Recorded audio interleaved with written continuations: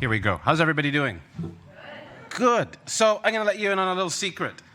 I had one of those mornings, you know, when you have to give a talk and you stare at your computer screen as you're thinking about what you're going to share with folks, and I came up with not a lot. And then I just found myself, you see that advancing work in green on the screen there? The same thing was on my keyboard, and I found myself staring at my keyboard, looking at advancing work and really reflecting on it. And it really hit me, you know, as I sat reflecting on what I wanted to share. It reminded me of how far we've come from what was once, you know, a collective focus on living a good life. I don't want to advance work. I don't want to. You might. I don't want to. I want to advance life, a good life for all of us.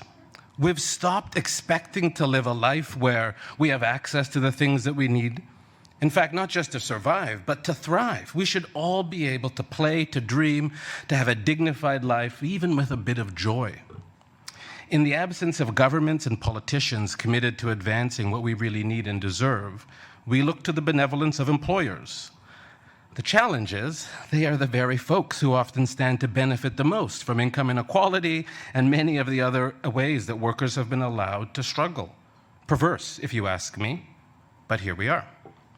In my opinions, employers should never be looked to for the solutions to the inequities and hardship bestowed upon workers, especially low-wage and often black and brown workers, often black and brown women, who in the context of a global pandemic, I think many of whom were essential workers, learned just how essential they were to their employers, as some of their employers, could barely be relied upon to provide adequate PPE or paid sick days. Not to mention the government in this province, but that's a talk for another day, I think. Clearly, folks, things are very broken. And I believe the part to the answer of what ails us is, it starts with all of us, every single one of us. We can no longer be convinced, I think, that the ubiquity of violence, harm, and inequities foisted upon some communities is something that we should collectively accept. We deserve to do exactly what many of our ancestors hoped for us: to be able to rest, to dream, to play, to love, to be able to live a dignified life. I believe that's what our North Star should be. A pat on the back for introducing a handful of DEI initiatives should no longer be considered sufficient. We need to examine power, how it exists in society, our organizations and institutions, and of course in ourselves. I'm a leader in my organization, which means I have a responsibility to my colleagues, not just my colleagues, but also my community. And that responsibility is anchored in me using my power, the power that I have to help bring about the world where we're all set up to thrive. My commitment to community means that as a leader and as an employer, I've leveraged my power not just to talk about nice things, not to say, oh, things are so bad for certain groups. It's about moving resources. So I've used my power not just to hold the odd cultural potluck or set up a toothless under-resourced DEI or equity committee, but actually made change through looking at power and moving resources and eliminating barriers to accessing power within organizations, especially for sovereign people and folks from equity-deserving communities, folks from communities that have had to navigate this strange and undignified, complex web of white supremacy and a bunch of other societal imposed barriers and state-sanctioned violence for far too long. You know, during my time at FoodShare, committing to equity meant, again, moving resources and dismantling barriers. We introduced a policy that limited the income of the highest paid person to 3 times that of the lowest paid person. We grew our internal minimum wage. About 6 years ago when I started, it was $12 an hour. It's now $24 an hour. We also introduced a 7% cost of living increase across the board to help our colleagues with rising costs. And in the context of a global pandemic, not only did we provide more than enough PPE, we also introduced a $4 an hour pandemic pay top-up and kept it in place for 2 years. So that's $4 on top of a $24 an hour minimum wage for some of my colleagues who are working in our warehouse, packing produce, and the like.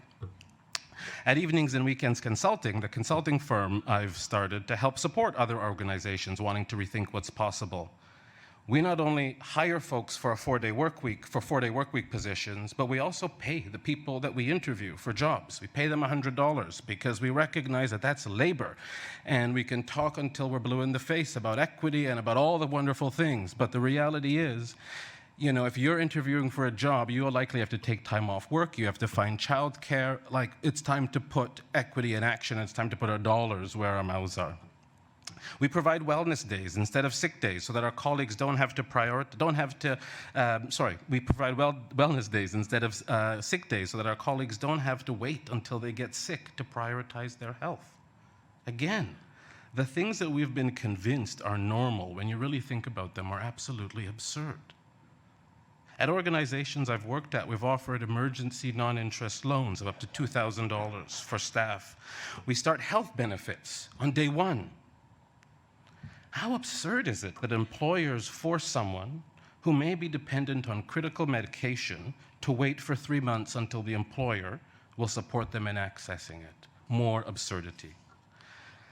Can you imagine, for a moment, dare to imagine a healthcare system that did more than provide sick care and that wasn't divorced from things like access to food, housing, community, and joy?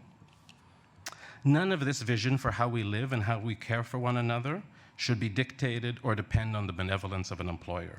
It's up to all of us. It's up to all of us to keep dreaming about the world that's possible.